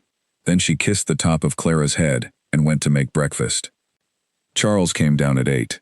He was dressed and composed, his face carrying the particular neutral quality he had always worn in the mornings, and she thought, watching him pour cereal for Edward, that she could not know, had never been able to know, what lived behind that composure. She had spent 9 years believing the neutral quality meant internal peace, or at least the absence of internal storm. She understood now that she had simply been seeing the surface of a man who had been managing a significant internal reality for most of their marriage. She did not say anything to him beyond the ordinary things. The morning was a normal morning for the children. She had promised herself that, and she kept it. After the school run, she came home and sat at the kitchen table with a pen and a legal pad, and she began to write down what she knew, and what she needed to know, and what she needed to decide. This was how she thought best. On paper, in clear language, without letting the emotion of a thing contaminate the clarity of it. She had been doing this since university, externalizing her thinking onto paper, so she could look at it from the outside, rather than carrying it internally, where it could grow larger than its actual size. She wrote for nearly an hour. What she knew, the marriage had been built on an incomplete foundation. Charles had not deceived her in the conventional sense. He had not pretended to love her. He had been honest about what he offered, within the language of an arranged marriage where love was not the stated purpose. What he had not told her was what had already existed, and had continued to exist through the entire span of their marriage. What she needed to know: a solicitor. She wrote this clearly and circled it. She needed to understand what her position was, financially, legally, in terms of the estate and the children, and the various arrangements that had been made and would need to be remade. She did not intend to be in any conversation about her future without first understanding the legal dimensions of it. What she needed to decide, she was not ready to decide anything yet. She put a line through that section and wrote, "Not yet." She put the pen down and looked at the page. Then she picked the pen back up and wrote one more thing. "The children need stability, regardless of what I decide." She underlined this. It was the anchor. Whatever else changed, whatever form the next year took, the children's lives needed to remain as intact as she could keep them. She rang her solicitor that afternoon. His name was Jeffrey Marsh, a dry and careful man she had used twice before for minor property matters. She had always felt that he was the kind of person who had no interest in drama, only in facts, which made him exactly right for the conversation she needed to have. She met with him the following day in his office in Salisbury. She told him the situation in plain terms, without embellishment, and she watched his face remain professionally composed as she spoke. He made notes. He asked several questions that were precise and practical. When she had finished, he was quiet for a moment. "Your position is considerably stronger than you may realize," he said, and then he explained why, and she listened with her full attention, and by the end of the meeting, she understood the terrain she was standing on. She did not feel stronger exactly, but she felt oriented. She felt that she knew the dimensions of the space she was in, and that knowing the dimensions of a space makes you less likely to walk into its walls. Back at Harwick House, she told Charles that she had met with a solicitor. She said it across the dinner table, calmly, as a factual report. His face did not change in any visible way, but she saw something shift behind his eyes. I think that's wise, he said. I'm not ready to talk about specifics, she said. I need more time. Of course. Edward looked between them. He was 8 and entirely perceptive, and she had noticed him doing this watching, over the past several days. She had not made any effort to explain the guest room, because she did not yet know what to tell him, and she needed to know before she told anything. After dinner, when Charles had taken the children up, she stood at the kitchen sink, doing the washing up, in the particular meditative way she had always done it. Water hot, each item handled slowly, the rhythm of it as close to comfort as she could get right now, and she thought about what it would mean to stay, and what it would mean to go. She was surprised to find that she could think about both with something approaching even-handedness. She had expected the going to be the obvious thing, the clear and obvious thing that any woman in her situation would recognize, and perhaps it was obvious to everyone else. But she had spent 9 years building something in this place, with this man, and even with everything she now knew, she did not want to reach for the obvious answer before she had fully thought about it. She thought about it. For 3 weeks, she thought about it. She went through her days, the children, the charity work, the ordinary management of a large household, and she let the question move through all of it, watching how it sat against the different parts of her life. Dorothy Haynes came to tea one afternoon in the 3rd week. They talked about the charity expansion, about 2 new funding sources they had identified, about a volunteer who had turned out to be extraordinary. Eleanor was grateful for the concreteness of the work conversation, the way it occupied her completely for the hour they sat together, leaving no room for anything else. As Dorothy was leaving, she stopped in the hallway and turned to Eleanor and said, "You seem different. I don't mean worse. I mean different." Eleanor looked at her. "I'm going through something," she said. "I'm all right." Dorothy looked at her for a moment, with the directness of a woman who had spent 30 years dealing with situations of genuine difficulty. "Good," she said simply, not asking for more, not performing concern, just good. Eleanor was grateful for it. In the 3rd week, she also rang her mother. She had not spoken to her mother about this. She had been carrying it alone and intended to continue doing so, mostly, but there was something she needed to say to her mother that had nothing to do with the details, and everything to do with a conversation they had had long ago in a childhood bedroom in the rain. Her mother answered, and they talked about the children for a few minutes, and then Eleanor said, "Do you remember what you told me, before the wedding, when I asked whether you had loved Father when you married him?" A pause on the line. Her mother was quiet for a moment. "I remember," Margaret said. "You said love came with time, that it took time and work, but it came." "Yes. And you said that if it hadn't, I would still have had a good life, a comfortable life." "Eleanor, I'm not ringing to be angry about it," Eleanor said. "I'm ringing because I wanted to tell you that you were right about the good life. You were right about that. I have had a good life inside this marriage. I have built real things and done real work and become someone I'm genuinely glad to be. You were right about that part." A long silence. "And the other part?" her mother said finally, and her voice was quieter than Eleanor had heard it in years. "Not right," Eleanor said. "Not entirely right." Another silence. Then Margaret said, "I'm sorry, Eleanor. I am genuinely sorry." "I know," she said. "That isn't why I'm ringing either." "Then why?" Eleanor thought about how to say it. "I wanted to tell you that I understand why you said what you said. You believed it. You were telling me the most honest thing you knew. I just want you to know that I see that." Her mother was quiet for a long time. "Come for the weekend," Margaret said finally. "Both of you.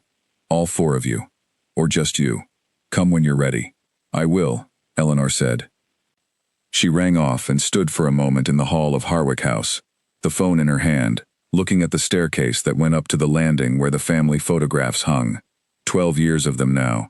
The first formal portrait taken the summer after the wedding, then Edward's birth, then Clara's, then holidays and Christmases and Sunday mornings in the garden. She looked at the photographs for a while.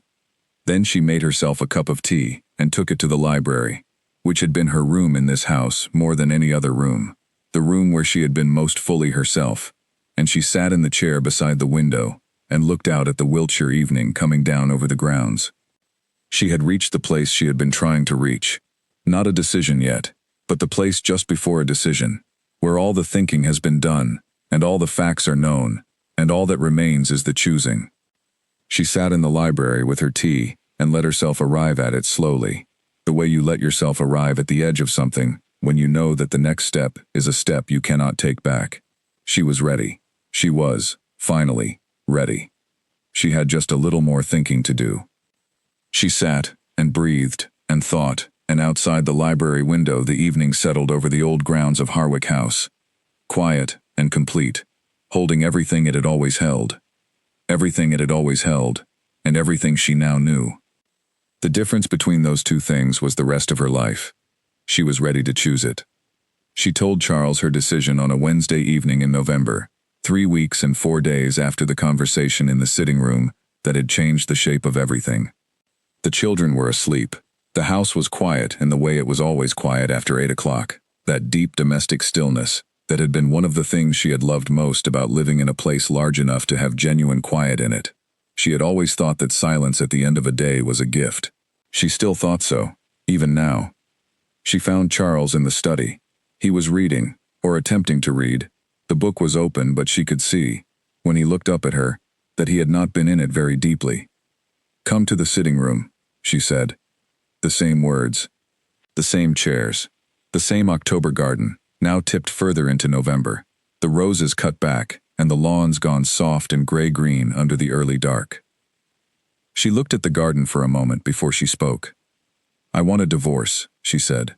Not brutally, plainly.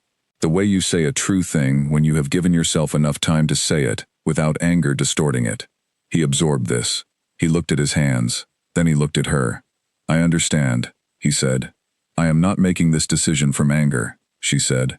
"I want to be very clear about that. I have been angry, and I imagine I will be angry again. But I have not made this decision from anger.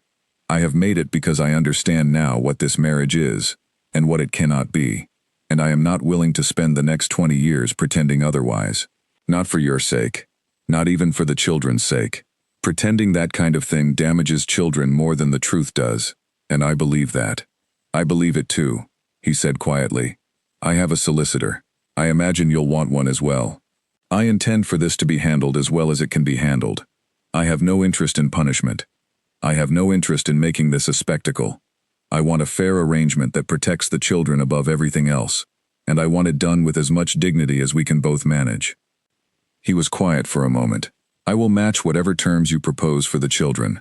Whatever you decide regarding their time and their continuity, I will support it." She nodded. She had expected this. Charles was many things, but he was not a person who would fail his children. "There are several things I want that are not negotiable," she said. "Tell me." She had written the list. She knew it by heart. The London house, the one she had spent 9 years making into a home for a family, she would keep. Not the estate. The estate was his by heritage, and she had never thought of it as hers, not truly. But the London house, which had been purchased jointly, and which she had shaped and furnished and filled with the life of their family, that was hers. Her name, Lady Harwick. She was aware that this was unusual, that many women relinquished the title. But she had spent 9 years building a public identity in that community, had raised funds and sat on boards and developed professional relationships under that name, and she would not give it up because of decisions that had not been hers to make. An acknowledgement, made in private to the children when they were of an age to understand, of the full nature of what the marriage had been. Not a dramatic disclosure, not a verdict on their father's character, simply the truth, given to them by Charles in his own words, when they could hold it. This was the thing he had not expected. She could see it in the change of his expression. "You want me to tell them," he said. "I want them to know the truth about their own family," she said. "I will not carry that story for 20 years, while you carry something else. I am not asking you to do it now. I am asking you to commit to doing it when the time is right, when they are old enough. I will leave the judgment of that timing to you, within reason." He was quiet for a long moment. "Yes," he said finally. "That is right. I will do that." She looked at him. He meant it. She could see that he meant it. Meaning it, and doing it, were different things, and she would have to trust that the distance between them was not large, but she believed it was not. He was many things. He was not a man who broke his word to his children. "There is one more thing," she said. "What is it?" She had spent the most time on this one. It was the least practical of the things she was asking for, and the most important to her. "I want you to acknowledge to me, not to the public, not in any legal document, just to me, in this room, now, that I was a good wife, that I did what I agreed to do, and that I did it well, and that whatever happened in this marriage that was not right, my part of it was." He looked at her for a long moment. Then he said, "Eleanor, you were the most capable and dignified person I have ever shared a life with. You built something extraordinary out of materials that were not equal to your capacity for them. You were not just a good wife. You were a better person than this marriage deserved." She had prepared herself to receive this without crumbling, and she did. She received it steadily, feeling the size of it, letting it matter without letting it undo her. "Thank you," she said. She stood up. She smoothed her skirt. She looked at the garden one more time, the dark November shapes of the pruned rose beds, the lawns going silver under the cloud-covered moon. "I will ask Jeffrey to contact your solicitor in the next few days," she said. "I'll arrange one this week." She nodded. She walked to the door of the sitting room. Then she stopped. She stood for a moment with her back to him, looking at the hallway, and she said, without turning, "I want you to know that I do not hate you. I am not trying to be kind when I say that. It is simply true. I understand that this is a complicated human situation, and that you are not a simple villain in it. What you did was wrong. Keeping this from me was wrong, and it was a choice you made over and over across 9 years. But I do not hate you."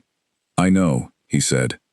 "I think you should know it," she said, "because we are going to be the parents of the same 2 children for the rest of our lives, and the quality of the co-parenting we do will matter to them far more than the feelings we carry privately. So I am telling you now, before this becomes official, and before solicitors are involved, that I intend to do this well, and I believe you intend to do it well. And I think if we both keep that intention in front of everything else, we will manage." She heard him breathe. "I believe we will," he said. She walked out into the hall. She did not go upstairs.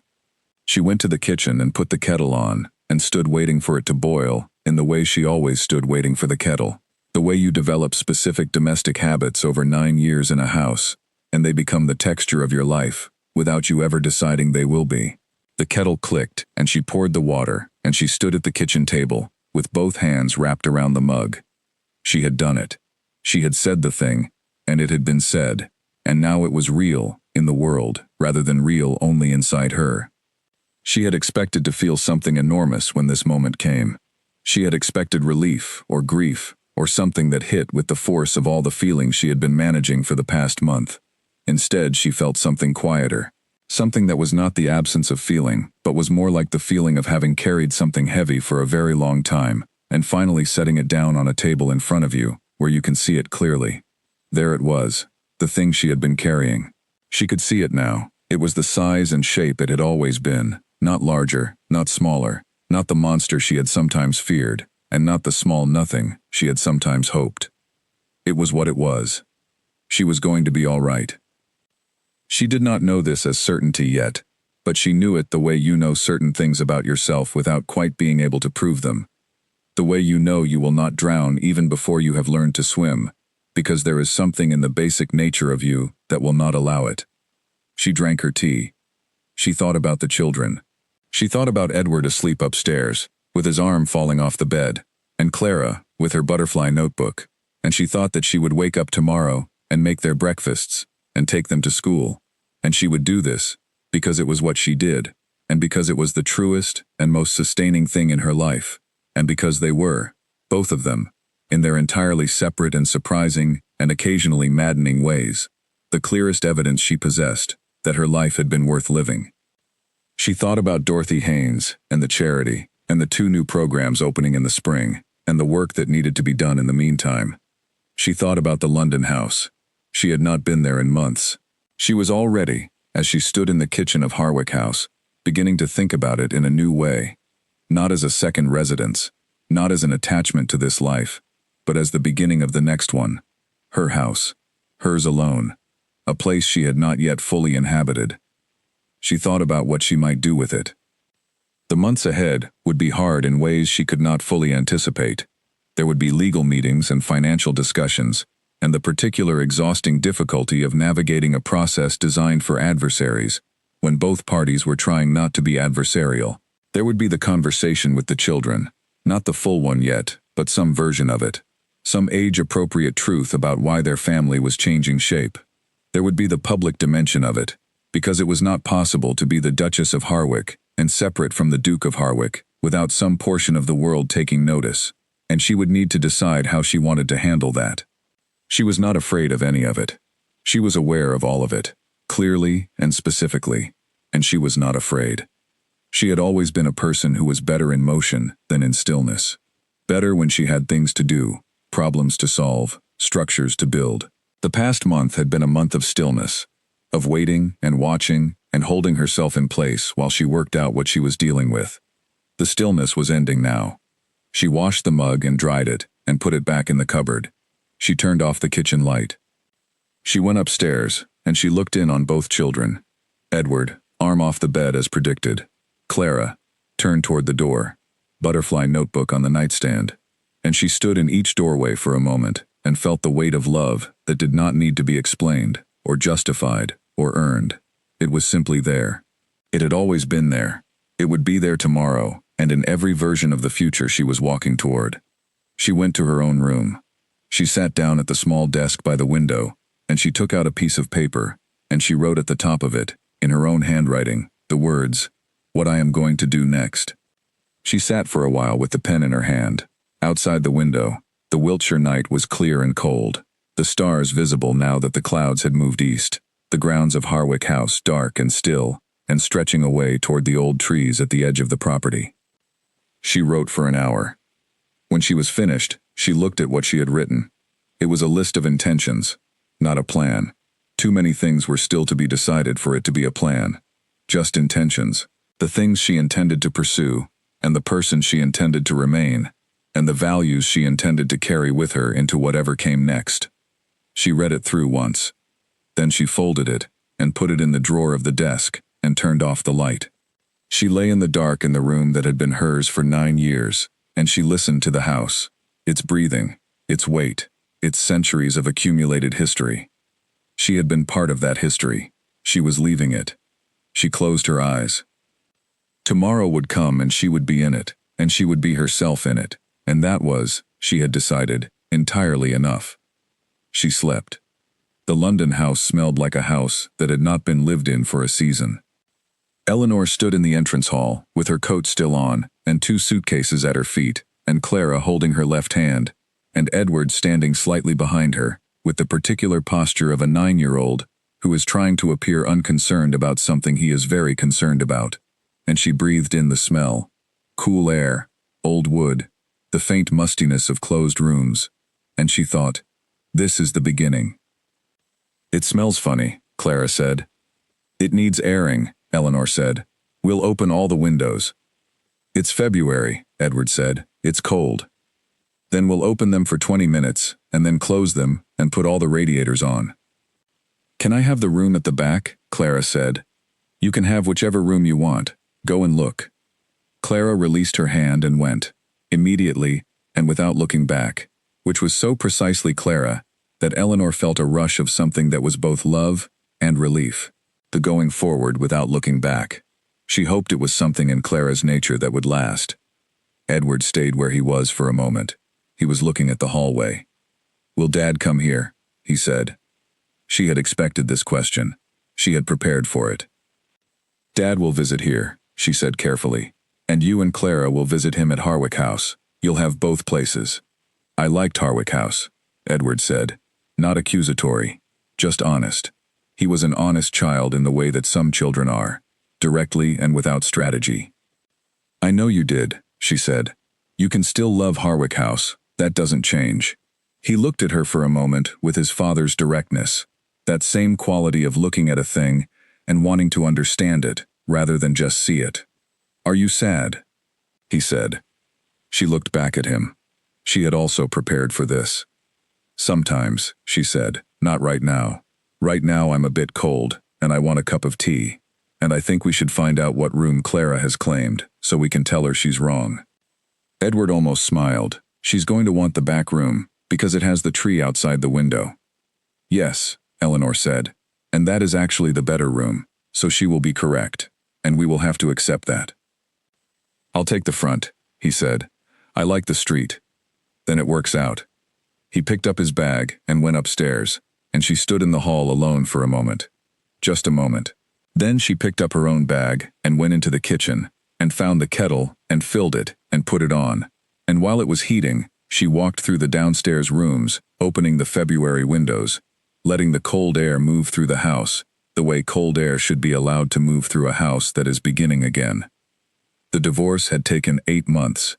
That was considered efficient, she was told by Jeffrey, who had been precise and reliable throughout, and had achieved for her an arrangement that was as fair as an arrangement of that kind can be.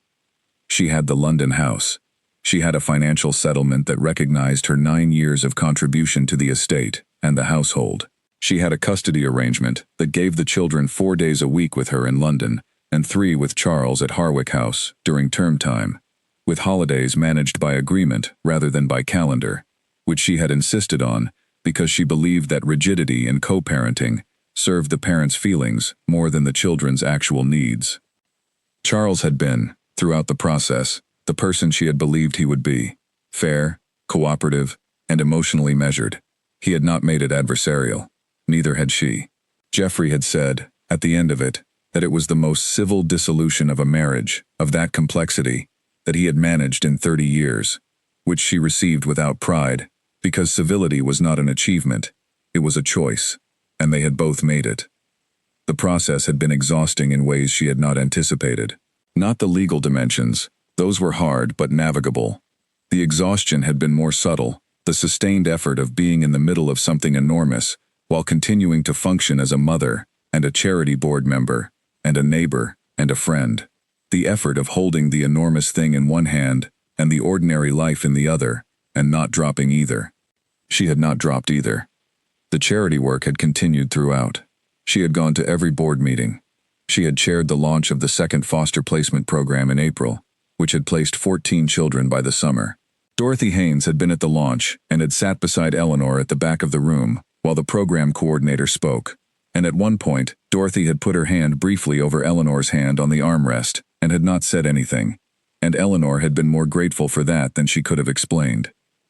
She was 42 when she moved into the London house. Not young, not old, in the exact middle of a life.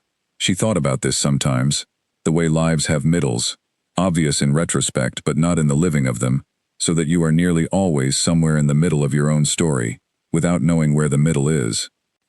She was in the middle of hers. She could feel it. In the first month in the London house, she did something she had not done in years. She got out the old architectural notebooks.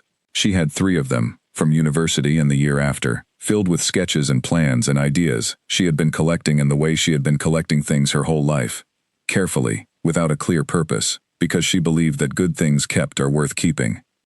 She sat at the kitchen table with the notebooks and a cup of tea on a Sunday morning when the children were at Harwick House, and she went through them slowly, room plans and facades and her old sideways staircase houses, the ones with the inside gardens and the rooms that had no ceilings. Some of them were naive, in a way that made her wince slightly. Some of them were more interesting than she remembered. All of them were evidence of a way of thinking about space and form and the relationship between the two that she had simply put down and forgotten about. She sat with them all morning. She did not decide anything concrete that morning, but she took a photograph of 3 of the pages on her phone, and she sent them to a woman she knew slightly, an architect named Frances Webb, who sat on the board of a design institution Eleanor had been invited to join the year before. She sent the photographs with a brief note that said she had always been interested in this, and was wondering if it was too late to explore it. Frances replied within the day. Her reply was warm, and longer than Eleanor expected, and it contained 3 specific suggestions, and a question that was not rhetorical. What do you actually want to do with this? Eleanor read the reply 3 times, then she replied honestly. She did not know yet, but she was beginning to think about it seriously. That was the beginning of the thing that became, over the following years, one of the most sustaining pursuits of her life. She did not go back to university, not in any formal sense, but she began to study again, in the way adults study when they are doing it for themselves rather than for credentials, with pleasure rather than anxiety, selecting the parts that mattered and letting the rest go. She attended a series of evening lectures at the Design Institution. She visited buildings with more attention than she had ever given them before, standing in rooms and thinking about the choices behind them. She began to write about it, first in private notebooks and then, eventually, at the suggestion of Francis, for a small publication that reached a professional audience. She wrote clearly and without pretension, and she had something to say that came from the particular angle of a person who had spent years managing a significant historic property without any professional framework for thinking about it. Her perspective was not an architect's perspective or a conservationist's perspective. It was the perspective of a person who had lived inside architecture, old architecture, complicated and beautiful and impractical architecture, and had paid attention. People found it interesting. She was surprised by this, each time, in a way she did not try to stop being surprised. The surprise felt important. It felt like evidence that the thing she was doing was genuinely new, rather than a performance of something she already knew. The children adapted, not without difficulty. Edward had a term, in the first year, when he was short-tempered and unhappy in a way that was painful to watch, and she spent a lot of evenings in his doorway simply available, not pressing, just present, and eventually, he came through it, in the way children do, when they are given enough time and enough steadiness. Clara was more visibly resilient, but occasionally surprised her. A sudden burst of tears over something small that was clearly about something large, handled and moved through with the velocity of Clara's nature. She talked to both of them honestly, as they grew older, about what the marriage had been and why it had ended. Not with drama or bitterness, simply as information, given to them with care and at the right time, so that they could understand their own history without having to guess at it. Charles had the harder part of this conversation, the part he had committed to in the sitting room at Harwick House, and he had it. He told her afterward, briefly and without detail, that he had done it. She did not ask what he had said. She trusted that he had said the right things, because she had seen, over the years of co-parenting that followed the divorce, that Charles as a parent was the truest version of himself, and that version was someone who could be trusted with difficult things. She turned 51 in the February of the 11th year after the end of the marriage. She was in London for her birthday, which she had chosen deliberately. She always chose now, rather than arriving in situations. The children were both with her for the weekend, which meant Edward at 20 and Clara at 17, who were so different from the 8- and 5-year-old she had brought to the London house a decade earlier, that she sometimes looked at them and felt the size of the time that had passed as a physical thing. Edward had his father's height and her own tendency toward organizing information into clear categories. He was studying environmental science and was passionate about it in the way she had hoped he would be passionate about something, with the kind of absorption that turns a subject into a vocation. Clara was studying art. This had surprised no one who knew Clara and had worried no one who knew Eleanor. They had dinner together that evening, the three of them, at a restaurant near the house that had become a family restaurant over the years, in the way certain places become family restaurants. Not the best food, not the most impressive setting, just the place where you always feel at ease. Clara gave her a card she had made herself. On the front was a drawing of a butterfly, a very large butterfly with a very small body, with the expression she had given all her butterflies since childhood, that air of mild surprise. "What has surprised it?" Eleanor asked, looking at the card. Clara smiled. "It flew so high it found a new sky," she said. "A sky it didn't know was there." Eleanor looked at the card for a moment. "You've been saving that," she said. "For a while," Clara admitted. Eleanor looked at her daughter, 17 years old, direct and unsentimental, already more fully herself than most people twice her age. "Thank you," Eleanor said. They ate dinner, and it was good and simple and full of the ordinary particulars of three people who knew each other very well. The private references and the habitual teasing, and the specific way each of them ate and talked at the same time, the way a family does when it has been a family long enough. She was happy. That was the thing she sat with on the walk home, the three of them on the London streets under the February night, cold and well-fed and easy in each other's company. She was genuinely, specifically, well-founded happy. Not the happiness of a life that had gone the way she expected. Not the happiness of a person who had been spared anything.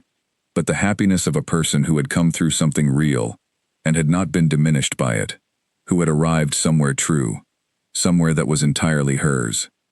She thought about the girl she had been at 23, standing at the window of her childhood bedroom watching the rain. She thought about what she would say to that girl if she could. She would not say, "It will be easy." She would not say, "Trust everything." She would say, "Pay attention." She would say, "The things you build with your own hands will hold." She would say, "When the ground moves beneath you, remember that you know how to stand." She would say, "Who you are is yours, completely, and nothing that happens to you can take that." She would say, "You are going to be all right." She walked home with her children through the London night, and the city moved around them the way cities do, loud and bright and completely indifferent, and also, somehow, entirely alive.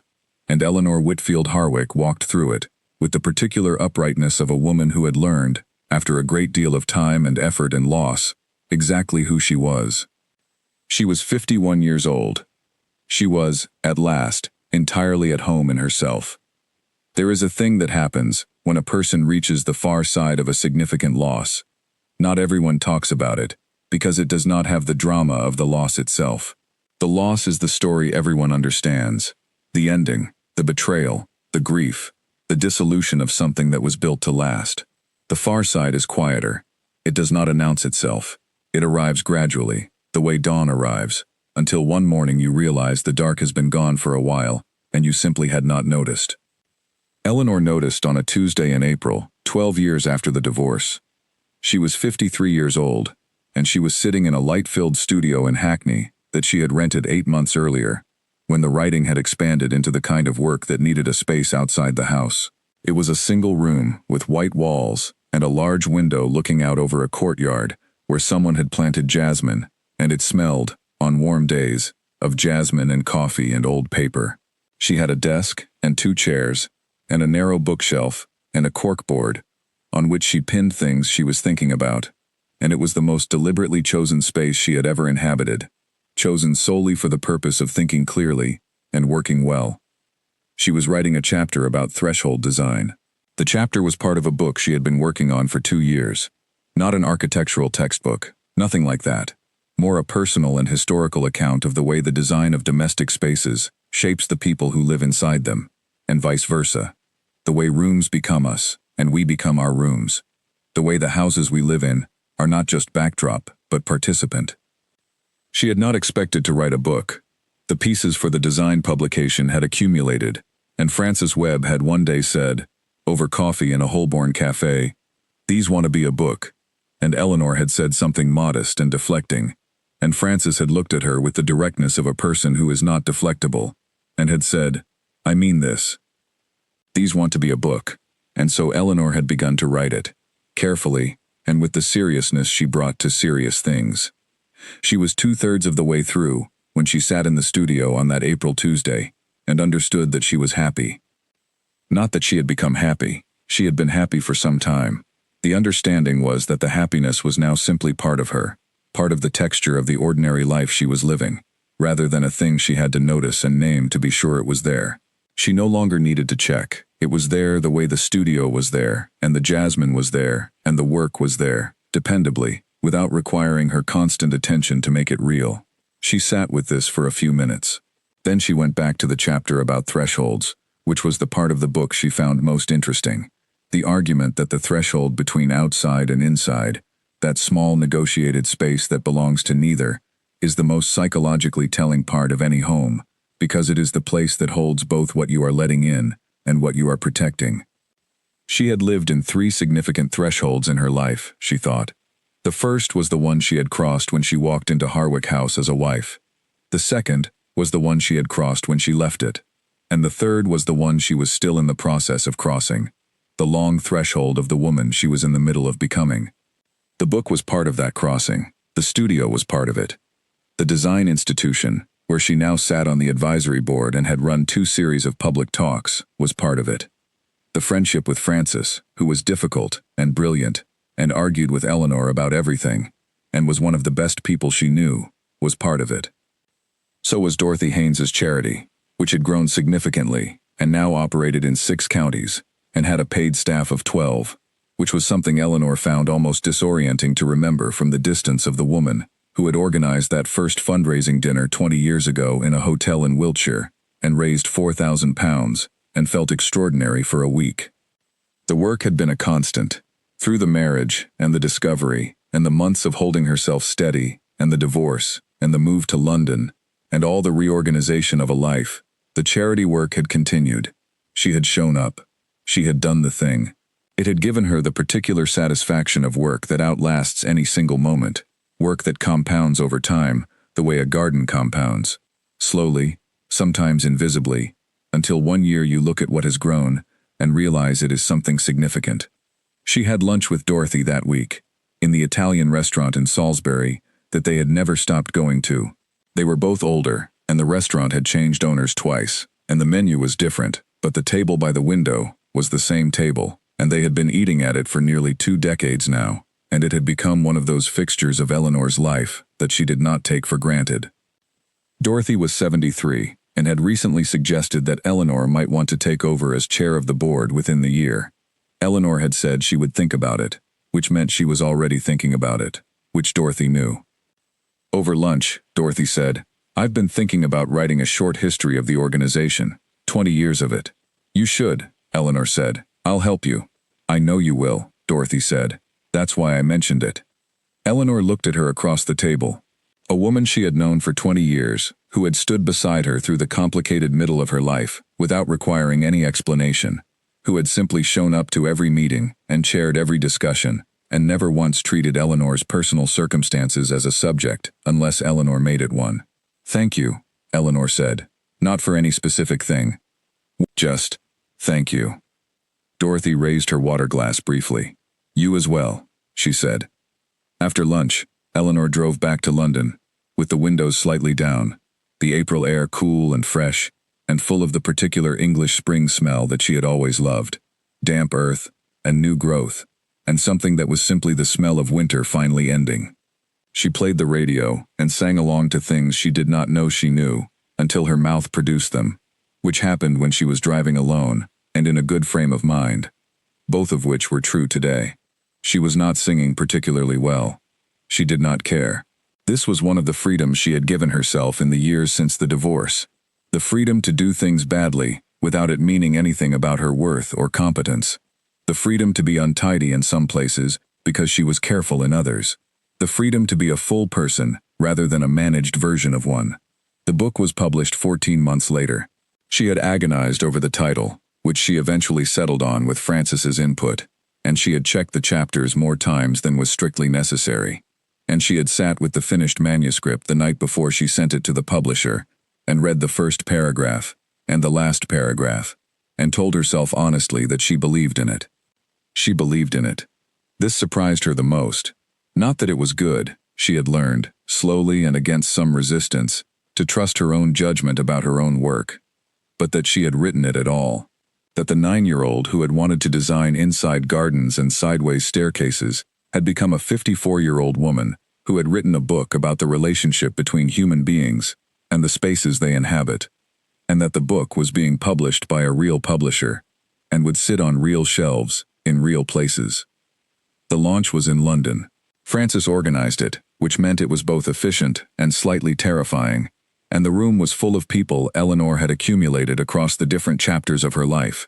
People from the charity world, and from the design institution, and from the neighborhood in London where she had lived for 12 years, and from the life at Harwick House that she still thought of with something that was neither grief nor nostalgia, but was perhaps something simpler, memory. The recognition that she had been there, and that being there had made her, and that both of those things were true. Clara came to the launch. She was 29 now, an actual working artist, with an actual career, that she had built with the particular focused velocity of a person who had always known what she wanted, and had simply pointed herself at it. She arrived late because she was always late, and she stayed until the end because she always stayed until the end.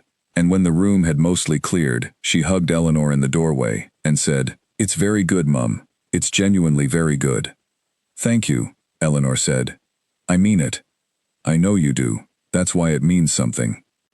Edward came too, taking a day from what was by then a demanding environmental consultancy role, arriving on time, because Edward was always on time, standing at the back of the room with his drink, and watching Eleanor speak about the book, with an expression that she could not name when she caught it across the room, but that she understood, in the way you understand your own children, as being about something larger than the event.